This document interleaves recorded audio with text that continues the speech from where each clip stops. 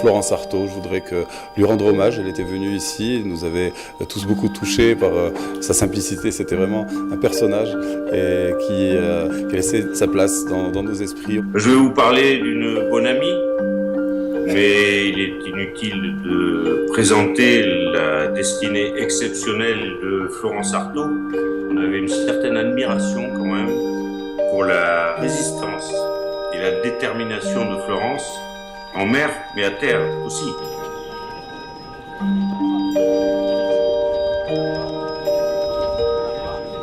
Plein d'activités aussi pour les enfants. Nous pensons qu'il y a cette capacité à développer donc ce Maroc maritime, de pouvoir donc se connecter plus vers les autres pays, être un hub maritime. C'est quelque chose qui est faisable sur les 3 à 5 prochaines années. Le Maroc est en train de devenir aussi une porte d'Afrique et on pourra avoir toutes les ramifications de la mer, aussi bien la fabrication de tout ce qui est chantier naval, aussi bien la réparation, aussi bien les métiers. Si tu veux construire un bateau, ne dis pas à tes hommes et femmes là où ils doivent trouver le bois, là où ils doivent trouver les clous.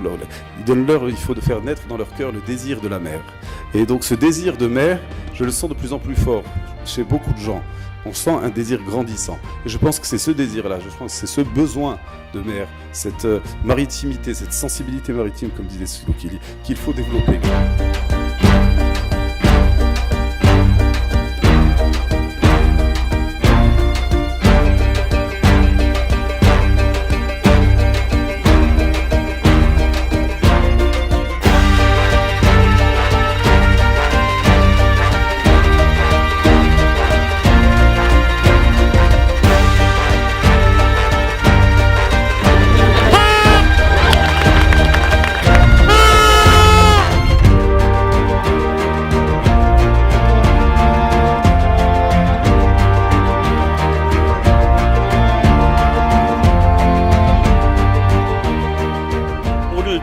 Réinventer en permanence, l'humain ferait certainement mieux d'arrêter un peu, de réfléchir et de regarder comment la nature a résolu des questions.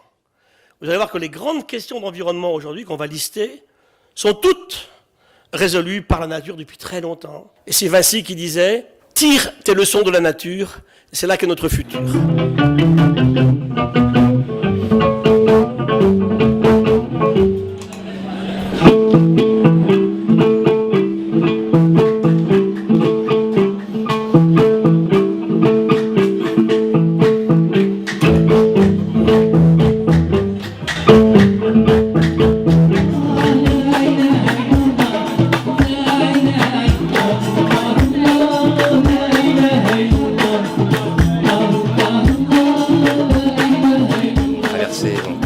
Assez compliqué, qui a duré 8h30 de nage, 28,8 km, en pleine mer Rouge, le golfe de Aqaba pour allier donc l'Égypte à l'Arabie Saoudite, l'Afrique à l'Asie.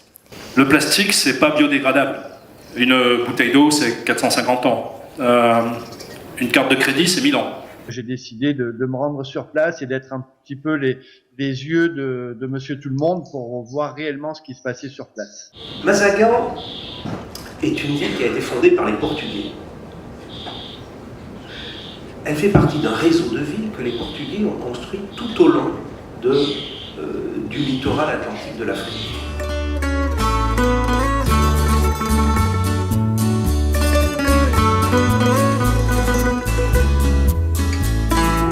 Je pense que le Forum de la mer aujourd'hui, avec ce qu'il est en train de vivre et de créer dans cette 3e édition, est d'offrir à nous, Marocains, mais aussi à d'autres personnes qui viennent d'un peu partout dans le monde, la possibilité de découvrir ce que El Jadida offre comme beauté. Là, on est aujourd'hui dans un endroit magique qui a 5 siècles.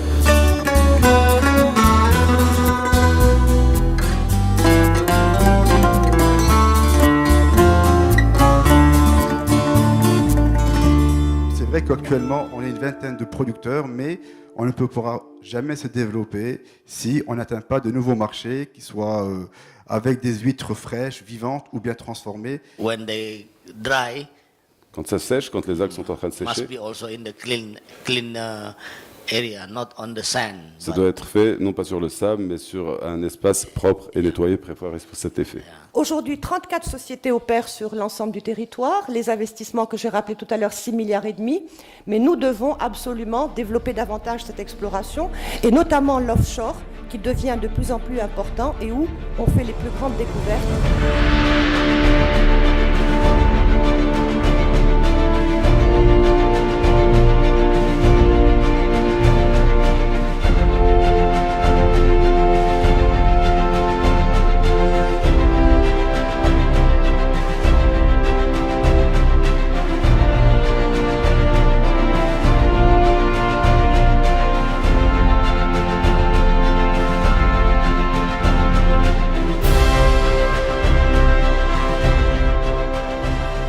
25% des Marocains vivent sur les 240 km qui séparent El Jadida et Kenitra. 50% de la population est concentrée sur le littoral. Les enjeux sont donc considérables et majeurs.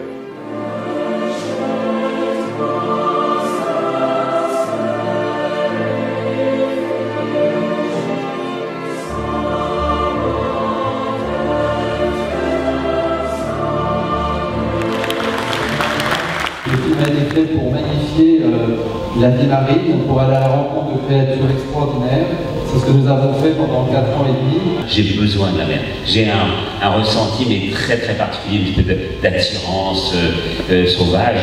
Et il faut que j'y sois, il faut que je la voie, il faut que je la touche, il faut que je me baigne dedans. J'ai eu la chance de grandir au-dessus de ce port et de voir ces bateaux mystérieux qui apparaissaient. Les cargos qui sentent le charbon, qui sentent la banane, qui sentent l'exotisme et qui sentent les ports mouillés sous la pluie. Ces livres-là me faisaient rêver. Et je me disais, qu'est-ce que j'aimerais vivre dans un de ces livres. La mer, on ne se laisse jamais. Et tout ce qu'on espère d'elle, c'est qu'elle n'aille pas trop loin contre nous, parce que c'est toute la destinée.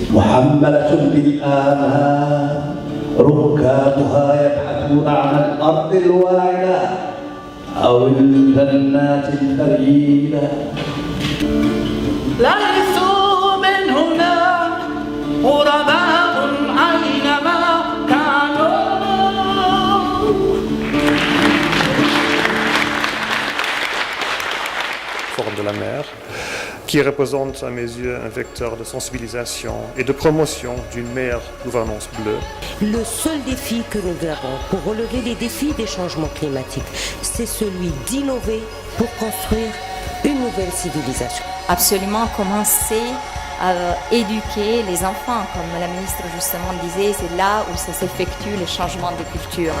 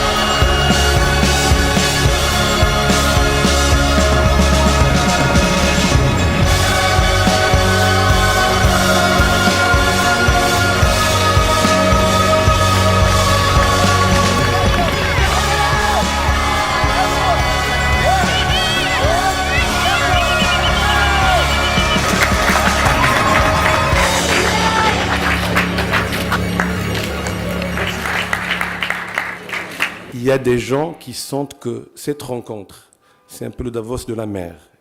Il faut qu'on puisse viser beaucoup plus haut et qu'on puisse éventuellement aider les organisateurs, à commencer par Mahdi, président de ce forum, d'avoir les moyens de nous offrir encore plus de choses et les conclusions ne pourraient que s'améliorer. Assurer une meilleure protection de la diversité marine et des zones humides littorales. Renforcer l'arsenal juridique et institutionnel de protection de l'environnement marin, notamment en accélérant le processus d'adoption de la loi littorale. Créer l'Observatoire de la mer et du littoral. Prendre toutes les mesures appropriées garantissant l'extension du plateau continental marocain marin et enfin, œuvrer auprès des enfants et des jeunes dans le but de faire éclore une véritable éco-citoyenneté maritime. Je vais demander à tous ceux qui ont travaillé sur le Forum de la mer, tous ceux qui ont un badge d'organisation, les bénévoles, je vais leur demander de venir me rejoindre. Merci encore une fois à tous, merci à toute l'équipe, merci infiniment.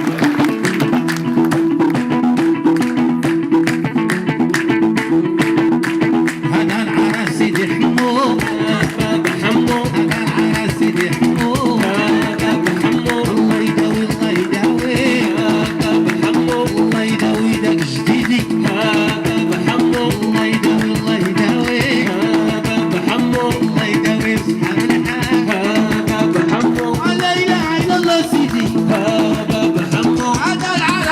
حمو